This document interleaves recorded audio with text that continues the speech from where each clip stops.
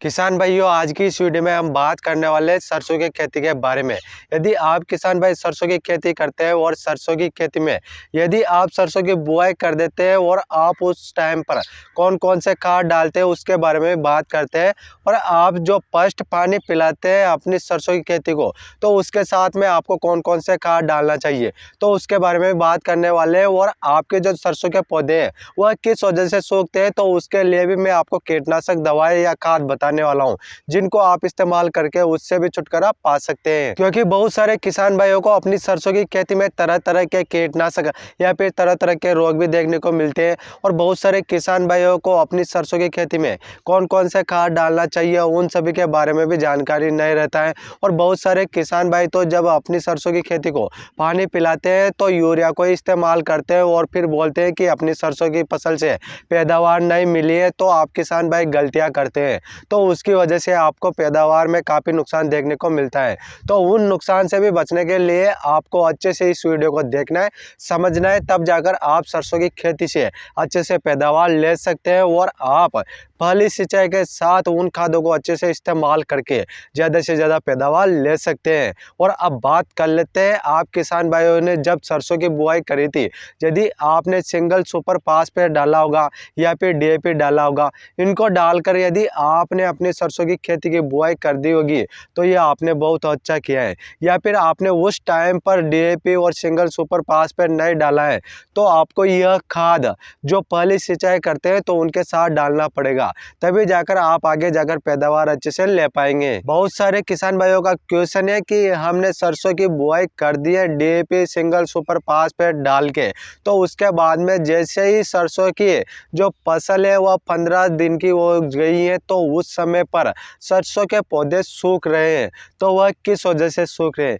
किसान भाइयों, आपकी सरसों की फसल में जब आपने बुआई करी है तो उसके बाद में 15 दिन के बाद में आपके सरसों के पौधों में पेंटेड बग जैसा कीट आपकी खेती में लग गया है, जिससे कि सरसों के पौधे के तनों का सारा रस चूस लेता है, जिससे कि आपके जो सरसों के पौधे हैं वह सूख रहे हैं। यदि आप उस समय पर उसको कंट्रोल नहीं करेंगे तो आपके सारे खेत खाली हो सकते हैं और भारी नुकसान देखने को मिल सकता है। तो आपको पेंटेड बग कंट्रोल करने के लिए आपको जो दानेदार जो ग्रेनुल्स जो आपका जो कीटनाशक आता है ग्रेनुल्स फॉर्म में, तो आपको कौन कौन से कीटनाशक लेकर आना है।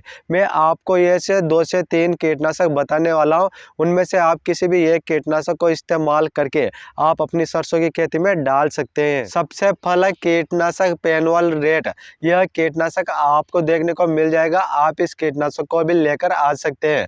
और इसके बाद दूसरा कीटनाशक की बात की जाए तो फॉलीडोल के नाम से आपको कीटनाशक देखने को मिल जाएगा, उसमें टेक्निकल साइपरमेथ्रिन आता है। तो इस प्रकार से आप देखकर दूसरा कीटनाशक भी लेकर आ सकते हैं। यदि आप इसके अलावा तीसरा कीटनाशक डालना चाहते हैं तो आप क्लोरीपाइरीफॉस जो कीटनाशक आता है दानेदार के रूप में, या फिर आप इसको भी लेकर आ सकते हैं। इन तीनों में से आपको किसी भी एक कीटनाशक को इस्तेमाल करना है। और आपको 1 एकड़ खेत के लिए आपको 10 केजी इनमें से किसी भी एक कीटनाशक को लेकर आ जाना है। और आपको 10 किलो जो राख आती है चूल्हे की, तो उसके साथ में आपको मिक्स करना है। और उसके बाद में जैसे ही आपकी जो मॉर्निंग का जो सुबह होती है, जब वॉश होती है, तो उस समय पर आपको अपनी सरसों की खेती में डाल देना है, जिससे कि जो पेंटेड बग कीट है वो अच्छे से कंट्रोल हो जाएगा। इस तरीके से तो आप पेंटेड बग कीट कंट्रोल कर सकते हैं। और अब बात कर लेते हैं कि पहली सिंचाई के साथ आप कौन कौन से खादों को डाल सकते हैं, क्योंकि बहुत सारे किसान भाई तो अपनी सरसों की खेती में यूरिया डालते हैं और उनको ज़्यादा बेनिफिट देखने को नहीं मिलता है। यदि आप भी यूरिया डालेंगे तो आपको भी ज़्यादा बेनिफिट नहीं मिलेंगे। यदि आपको मैं बताऊंगा उन खादों के साथ में कौन कौन सा डालना है, उनको डाल देते हैं तो आप आगे जाकर ज़्यादा से ज़्यादा पैदावार पा सकते हैं।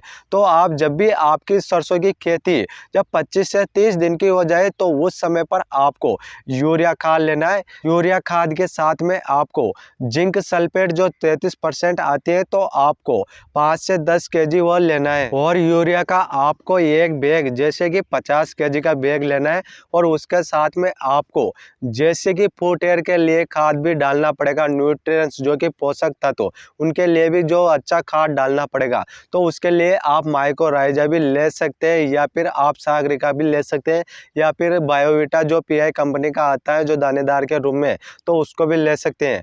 आपको 1 एकड़ के लिए आपको 10 केजी इन तीनों में से किसी भी एक को ले लेना है और आपको इनके साथ में सल्फर 80% जो फफूंदनाशक आता है तो उसको भी लेना है आपको 5 से 8 केजी। जब आप इनके साथ में अच्छे से मिक्स करके जब आप पहली सिंचाई के पहले आप इसको डाल देते हैं, फिर बाद में आपको सिंचाई कर देना है, जिससे कि आप आगे जाकर सरसों की खेती से ज़्यादा पैदावार ले पाएंगे। आपकी सरसों की खेती में किसी भी प्रकार के पोषक तत्वों की कमी देखने को नहीं मिलेगी। आपकी सरसों की खेती में न्यूट्रिएंट्स भी डल गया, फंगिसाइड भी डल गया, यूरिया भी डल गया, सभी डल गए, तो आपकी सरसों की खेती बहुत ही अच्छे तरीके से होएगी और ज़्यादा से ज़्यादा पैदावार ले पाएंगे। इस तरीके से मैंने आप किसान भाइयों को बता दिया है और यह वीडियो ज़्यादा से ज़्यादा किसान भाइयों को शेयर कर दीजिए, क्योंकि आज जितने भी किसान भाई सरसों की खेती में सिर्फ यूरिया को ही डालते हैं, तो उसके साथ में आप जैसे कि मैंने आपको बहुत सारे प्रोडक्ट बताए, यदि आप उनको डाल देते हैं तो आप सरसों की खेती से अच्छे से पैदावार ले सकते हैं। यदि आपका कोई क्वेश्चन या सवाल है तो आप हमें कमेंट कर सकते हैं, हम आपका कमेंट का रिप्लाई जरूर करेंगे। फिर मिलते हैं किसान भाइयों अगली वीडियो में।